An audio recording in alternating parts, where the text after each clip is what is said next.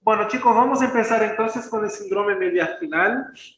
En realidad, el síndrome mediastinal, chicos, lo que les cuesta mucho entender la clínica es porque les falta conceptos anatómicos. Claro, obviamente uno estudió anatomía allá en el segundo año y después se olvida el famoso preparado del laboratorio de anatomía. ¿Se acuerda? Era un desespero, ¿no? Entonces, necesito que ustedes cuando vayan a estudiar síndrome mediastinal, vuelvan a repasar en los libros de anatomía cosas básicas del, del concepto anatómico del mediastino, ¿sí?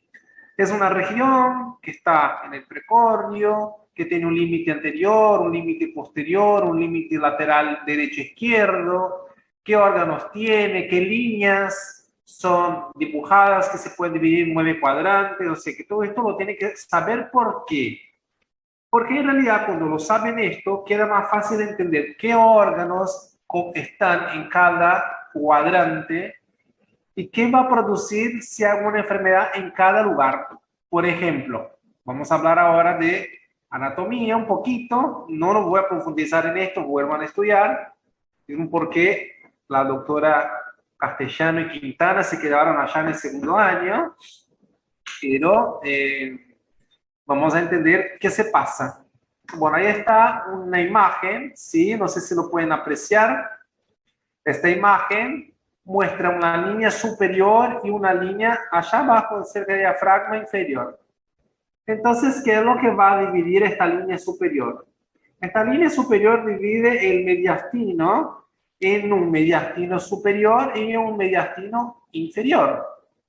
Y a la vez hay líneas imaginarias, obviamente, que están dispuestas en la vertical, son dos, que divide el mediastino en anterior, que está desde el corazón hasta el esternón, o la grasa pericárdica anterior y el esternón, la pared posterior del esternón, y el mediastino medio, que va desde la parte interior del esófago hasta adelante, hasta la parte posterior cardíaca, y el mediastino posterior que va de la parte posterior del esófago hasta las vértebras, anterior del esófago hasta las vértebras.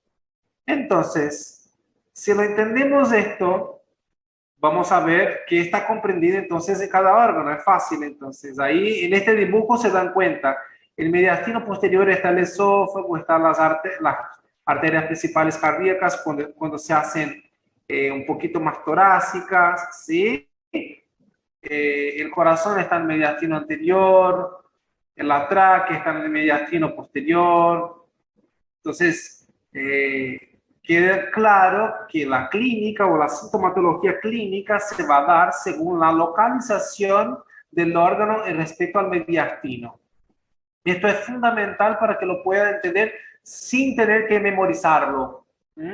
Porque durante el apuro, en un examen oral o un examen teórico, si usted lo tiene de memoria, es muy factible, es muy probable que se olviden. Entonces no queremos que pase.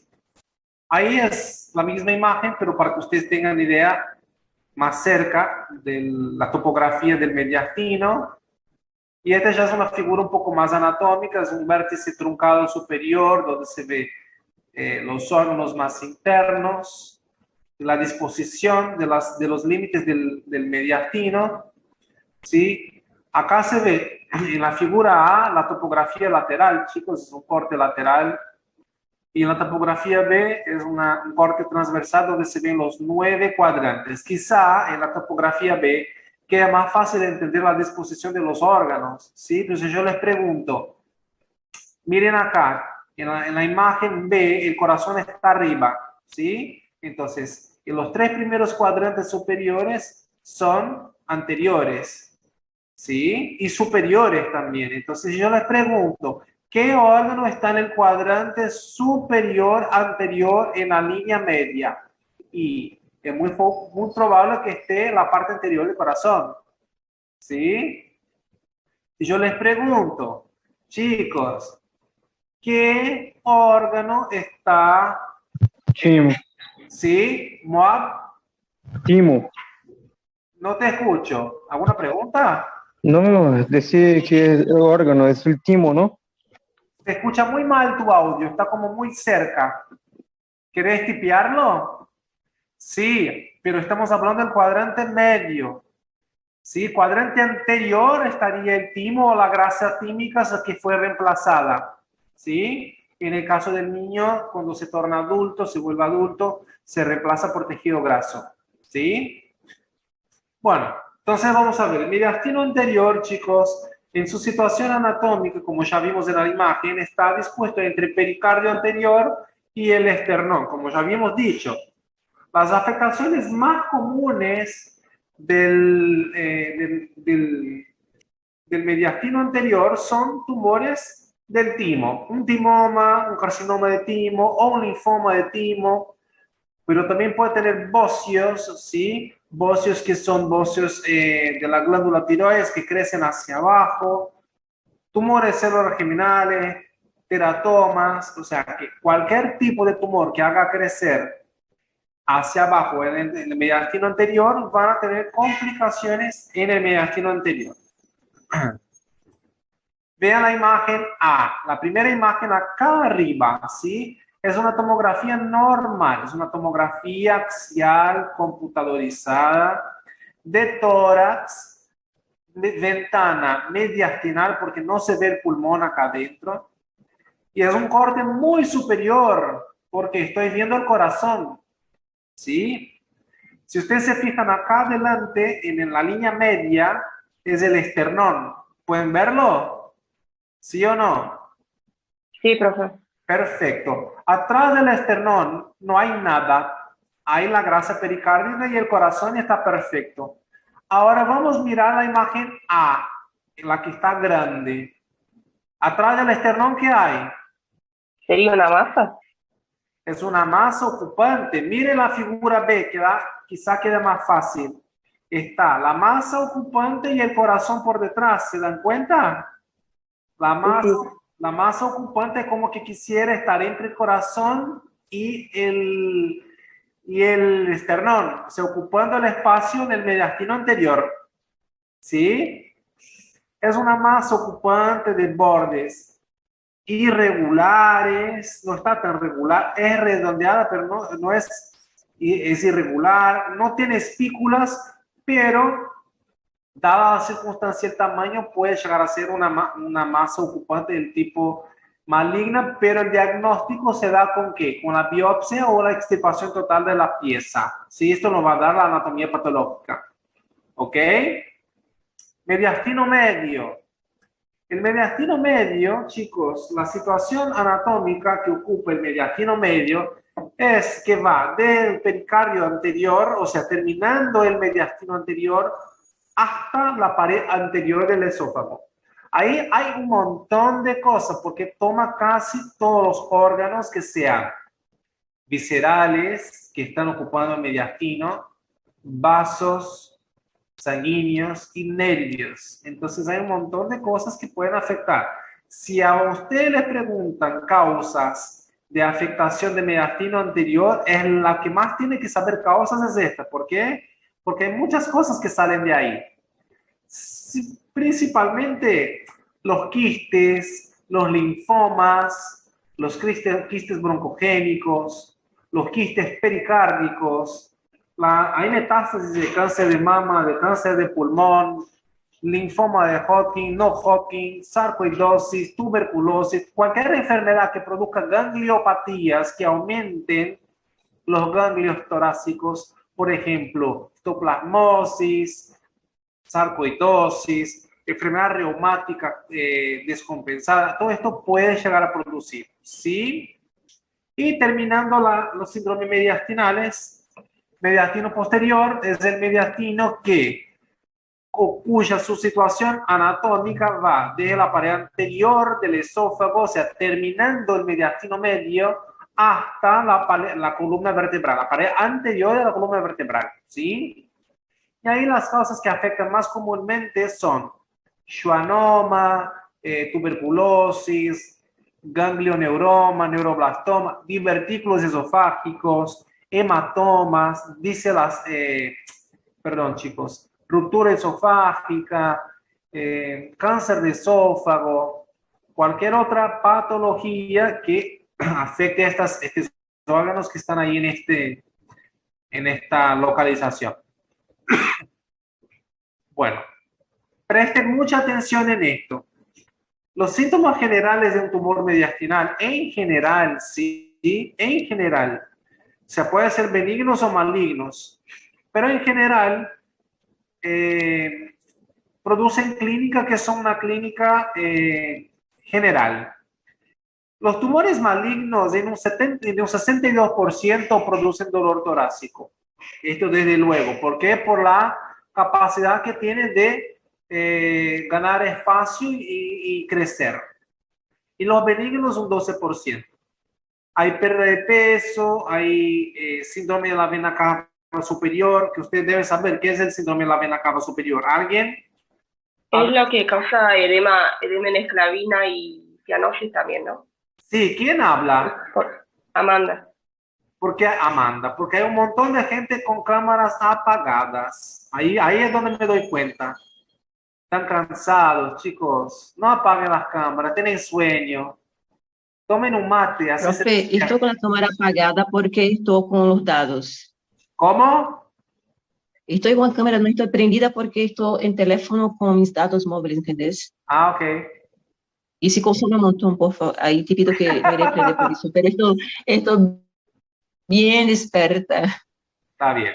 Bueno, hay otras cosas, ¿sí? Dolores, síndrome de la vena cava superior, no solamente el edema en esclavina, ¿no? Con aumento del color o el eritema malar o la plétora facial, que es el color rojizo del rostro, genera... sí, genera distensión yugular, genera reflujo hepatoyugular, genera edema en miembro inferior, ¿sí? Dolor de cabeza, cefalea, esto puede pasar. Dolor en miembro superior, obviamente, disnea, miren que la disnea es un 23%, ¿eh? Es mucho, o sea, la gran mayoría de los pacientes que tienen un síndrome mediastinal tiene disnea, y sería comúnmente la causa de consulta de este paciente. Tos, fiebre, disfonia. La disfonia es muy común en los pacientes con síndrome mediastinal medio, ¿sí? Por compresión de nervio recurrente. Ovobitonal. Un 7,5% son asintomáticos y un 9% con síntomas miasténicos. O sea, miasténico sería síntomas colinérgicos con fatiga, con disminución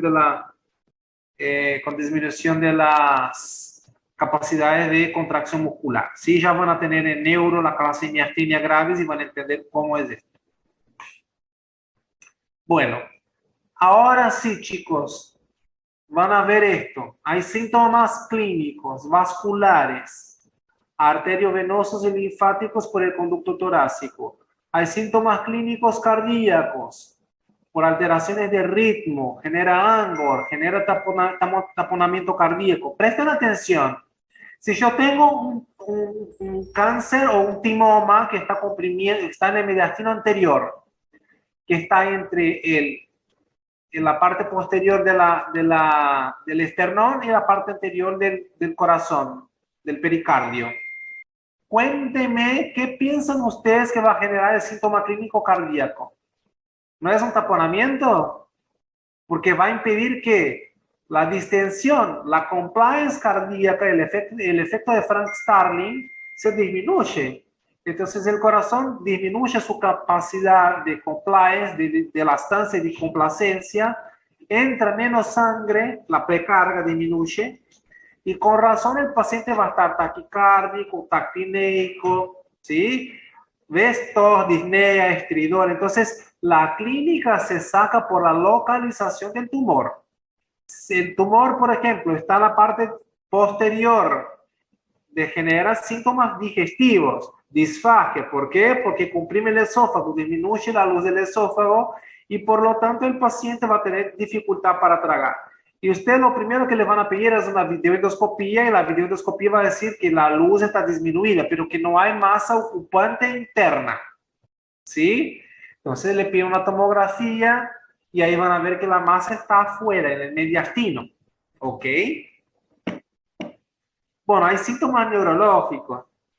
Compresión medular, disfonia por afectación de los nervios periféricos, afectación simpática, va a tener síntomas miasténicos o paraneoplásicos, hematológicos con anemias, ¿sí? La anemia que puede ser de tipo aplásica, agenerativa, todas cosas que ustedes ya vieron. Ahí está, según la localización. Ahí me tomé un trabajito de buscar este cuadro que si quieren pueden sacarle foto porque les va a ayudar un poquito. Si la afectación está en el mediastino anterior, es muy probable que cause síntomas compatibles con síndrome de la vena cava superior, con edema en la cara, edema en esclavina, cefalea, cianosis, edema en miembro inferior, que ya hablamos de esto. Compresión traqueal con dificultad respiratoria. A veces, chicos, antes de empezar la compresión traqueal, como pasa en muchas oportunidades, es factible que la tráquea se desvíe hacia un lado, ¿sí? Que es lo que pasa en los bocios endotorácicos, en el bocio por la enfermedad de Graves, de Graves básico, en el bocio por la enfermedad de Hashimoto. Cuando van creciendo mucho, es probable que desvíe la tráquea antes de comprimirla. Solamente la comprimen si es un tumor de rápida evolución o si es muy maligno. Bueno, si está, miren, en el medio, es muy probable que haya una afectación traqueobronquial con tos, estridor, disnea. Y en el medio también muchísimos efectos neurológicos, ¿sí? Efecto neurológico, ¿por qué? Por la gran confluencia de nervios que pasan por ahí. El nervio frénico, el vago, el recurrente. Entonces, si el nervio frénico pasa ahí, es muy probable que la respiración quede afectada. El recurrente, más que nada por el nervio vago, entonces produce voz bitonal. Y acuérdense que el nervio vago inerva muchas vísceras, entonces puede producir descompensación visceral por eso. Y en el posterior ya hablamos. Yo no entiendo muy bien por qué una de las masas mediastinales sería la tireoides. Porque la tireoides está en el cuello, ¿no? Exacto. Está en una parte superior del cuello. Pero acuérdense siempre, cuando hay una patología tumoral, ya sea un tumor de células pequeñas o un anaplásico, un bocio por falta de sodio, por el efecto Honchakov, o porque hay una patología de Graves básico, que es el hipertiroidismo, o un hipotiroidismo de Hashimoto, etc. Muchas veces este bocio crece en la tiroides, pero va creciendo hacia abajo, ¿sí? Esto se llama bocio endotorácico. ¿Qué quiere decir esto? Que por falta de espacio en la tiroides, el bocio se escapa hacia abajo e ingresa en el mediastino superior y anterior, ¿sí? Entonces, por esto es que genera el síndrome mediastinal antero-superior, por esto, por ocupación del mediastino, pero por crecimiento exagerado. Obviamente que es una patología de años, ¿sí? ¿Se entendió?